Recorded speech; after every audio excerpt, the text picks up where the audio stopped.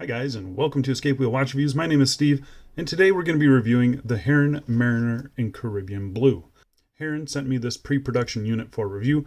Sadly, I don't get to keep it, but it doesn't matter. Either way, you're going to get my full and honest opinion on this channel every single time.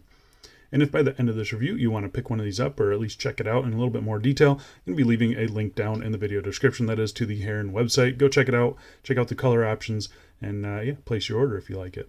The retail price for this watch is $620 US. That's before any taxes, sales, coupons, anything like that. They are currently in the pre-order status and are slated to ship mid-June 2024. The watch comes in 3 different colorways that you can see here on screen. I did see early on they had a whole bunch of colors, but I think they've just settled on these 3 for now. But yeah, I think maybe when they are in full production, you might get some more color options. I'm not really sure, but yeah, I think the 3 color options that they have are fantastic though. The watch case is made of 316L stainless steel, and then it's hardened to 1200 on the Vickers scale. It has a sapphire crystal with AR coating, a screw-down crown, screw-down case back, 300 meters of claimed water resistance, and the watch is powered by the Miyota 9039 automatic movement. So this is the second Heron watch that I've had on the channel. I like their first one, but not quite enough to purchase it. This one, however, it's making my trigger finger hover over that buy button. So yeah, I mean, this watch is awesome. So I say we get right into the full review. But before we do a quick wrist check today, wearing the Watch Dives WD16570. Really happy with this watch, and this one will be coming up on the channel very soon. Alright, so let's get into the dimensions. Got a bezel diameter right at 40 millimeters, case thickness of 13 millimeters. We've got 20 millimeter lug width, and the lug to lug of 47.0 millimeters. And sized up for my 7.5 inch wrist with 3 links removed. It weighs bang on 142 grams. So I think the size on this is great. What did I say? 40, 47, and 20. The perfect dimensions for a dive watch. It's going to fit a bunch of wrists. 13 millimeters thick. Don't let that fool you. It wears a lot slimmer than that. You can see nice curve down to the lugs as well. The bracelet drapes straight down as well. So yeah, I like the way that this thing wears. It wears really nice. So I'm going to go outside right now and throw it on my wrist for you. And here we are on my 7.5 inch wrist, and as you can see, it wears really good. I love the light play off that bracelet, off the bezel, the crystal. I think it just looks fantastic. Really happy with that. Nice curve down to the lugs as well. Yeah, it's just super comfortable on wrist. I don't really have any issues with the bracelet other than pulling some hairs every once in a while, but for the most part, it's completely fine for me. And here we are out in some more direct sunlight. Hopefully I can get you a little bit more, but yeah, I think it does look pretty good. What do you guys think of that? Plenty of AR coating as well. There's a blue tint to it, but it doesn't look bad on this model at all. Alright, let's go throw this on some straps and we'll get back to this review. And here we are on a Vario vintage leather. Yeah, nice light brown color. I think it goes alright with that teal dial. We do have some sun there for you, so there's direct sunlight on that dial for you. You can see that color pop. And here we are on a Riche silicone strap. I think that actually looks pretty good with black silicone strap with the teal face. It's going to look pretty good.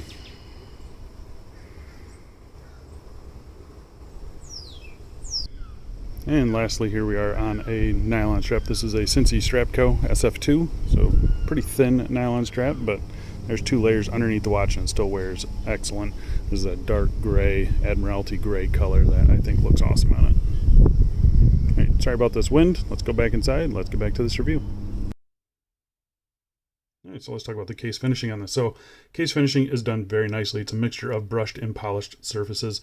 You can see here on the tops of the lugs you have a circular brushing, nice and consistent. It's a little bit more coarse than the sides of the case. The sides are a really nice kind of satinized brushing. They look fantastic. And then in between those 2 surfaces you have these really nicely defined polished chamfers. Really small chamfers, but nicely done, nice sharp transitions between them.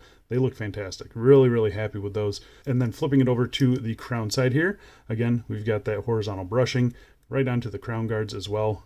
And then we've got a 6 millimeter screw down crown here with a really cool logo there. That's the ship's wheel. Looks awesome. Looks absolutely fantastic. Really happy with that. Yeah, that is very nice. Flipping the watch over to the case back here, we've got a really cool case back. Yeah, really happy with that. I think it just looks awesome. Simple notches to get a tool in there, but the engraving is really cool. The text, the spec sheet, it just looks fantastic. Really cool. circular brushing on the bottom of the lugs, no sharp edges or anything like that. It is an excellent case back. This case back is nice and smooth and comfortable on wrist. I've got no issues with the case back. My only real complaint with the case itself, you can see this area here, this kind of little flat in between the sides of the lugs and the crown guards. It's almost missing a brushing.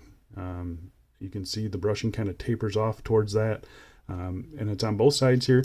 This is a pre-production unit. Maybe they fixed that during the final step, but you can see here it's also in this tight little corner here. So just something to know. It's something that I really only noticed when I really started to look at it closely, but it is there, something to know. I'm hoping that they got that fixed for the final production. But yeah, other than that though, the case finishing on this watch is excellent, and the case back is awesome. All right, working our way to the bezel, we have a sapphire bezel insert, which is loomed with BGW9. We'll get to the lume shot here in a little while, but really happy with that. You got a nice high dome on that sapphire bezel insert, and the color is fantastic. It goes nicely with the dial. I think it looks really good. It's a very minimal bezel, as you can see here, just the numerals at 15, 45, and 30. There's no other markings really for each individual minute.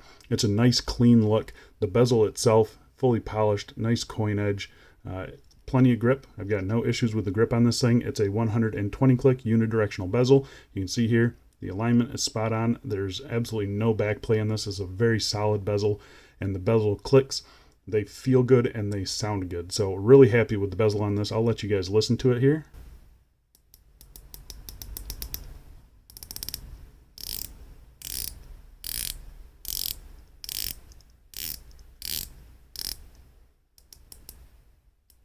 There you go. Oh, I went one click too far. But it is a very nice bezel. I've got no issues with it at all. I guess the grip is a little weak on it, but really it's not bad at all. I think it's really good. All right, so let's talk about the dial on this thing. So the dial is beautiful. It's a matte fume teal color, so it fades from this bright teal color to an almost black on the edges. It looks fantastic. Really happy with that. It's a very kind of familiar look without being a copy.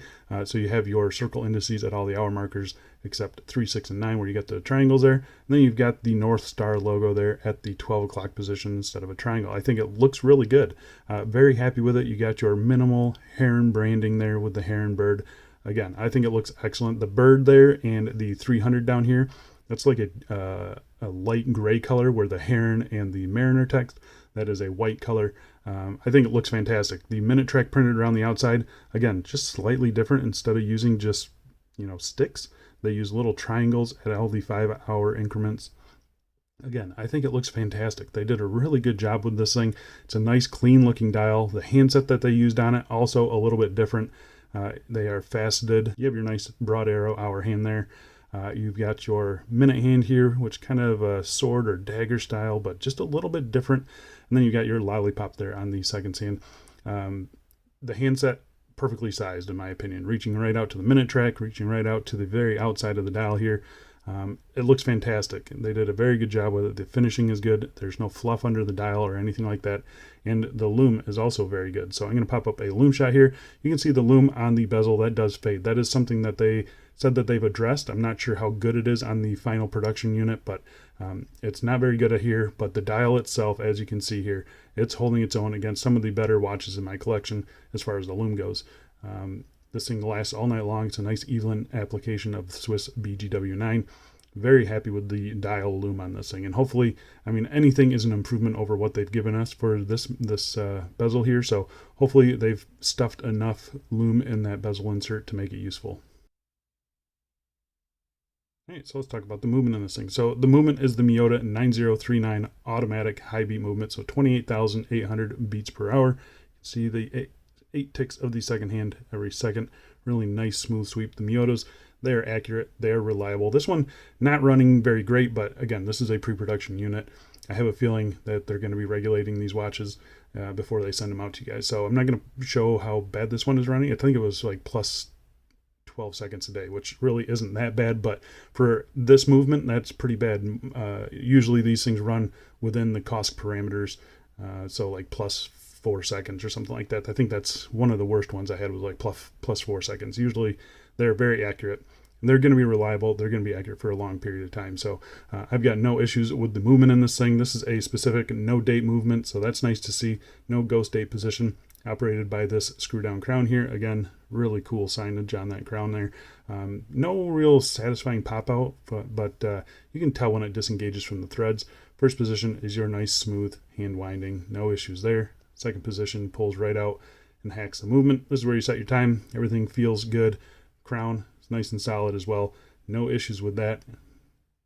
Screw in action, nice and buttery smooth.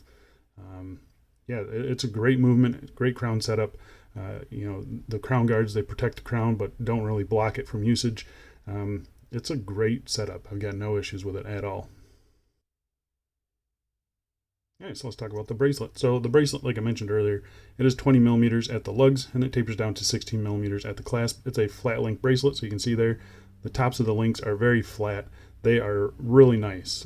Got no issues with that. This bottom edge here is nicely rounded. It feels good. You can see the articulation, nice and smooth. It doesn't really bend much that way, and that does pose one issue, and that is pulling hairs. So I had this watch sized up, and it was sliding up and down my wrist for the first, half hour or so that I wore it. And while it was sliding up and down my wrist, it was catching and it was pulling some hair. So it's just something to note when my, wrist swelled up a little bit when I got outside and the watch stayed in place. I had no discomfort issues at all. So yeah, I guess I've heard from one of my buddies was saying that he's watched a few of these reviews and they say the bracelet's terrible. I'm really not seeing it. The bracelet, I think, is actually pretty good, but I did pull a few hairs early on in the day. So just something to note. You have solid links. They're screwed in right there. Plenty of links to remove. You have solid end links, which are nicely fitted to the case. Female pivot end links. You can see there, they don't really pivot all the way. They're not fully articulate, but it's close enough. But yeah, really nice and tight in there. Nice thing about this bracelet is it comes with quick release spring bars, which I'm a huge fan of. That's probably my second favorite feature of a bracelet after a on-the-fly clasp, which this watch does have. You can see you have a nice brushing on the top surface here with your Heron bird there. I love their logo. It's really nice and cool. You have a horizontal brushing on the sides of the clasp here, and then a nice polished chamfer there. So it matches the case nicely. These buttons here are nicely rounded off and everything. There's no sharp corners on the bottom of the case, no sharp corners on the top of the case. It's all really nice and soft. They did a very good job with it. Fully milled on the inside here. Nice tight tolerances there. Nice tight tolerances here as well. I have no issues opening and closing this thing. It's fantastic every single time. And then you do have the on-the-fly adjustment here. So you have to pull this little button back, and then you can pull it out.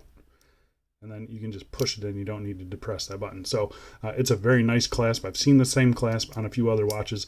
I like the clasp. It's really, really good. Very happy with it.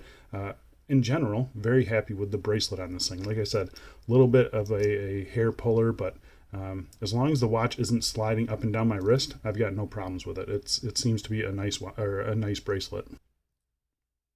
So there you go, guys. That is the Heron Marinor, the second watch from the company, and I think they just kind of nailed it. The look of this watch is absolutely fantastic. You're getting a nice crystal, good lume, great bezel, nice bracelet, solid movement. There's not a whole lot to complain about. You're also getting a hardened case, 1200 Vickers.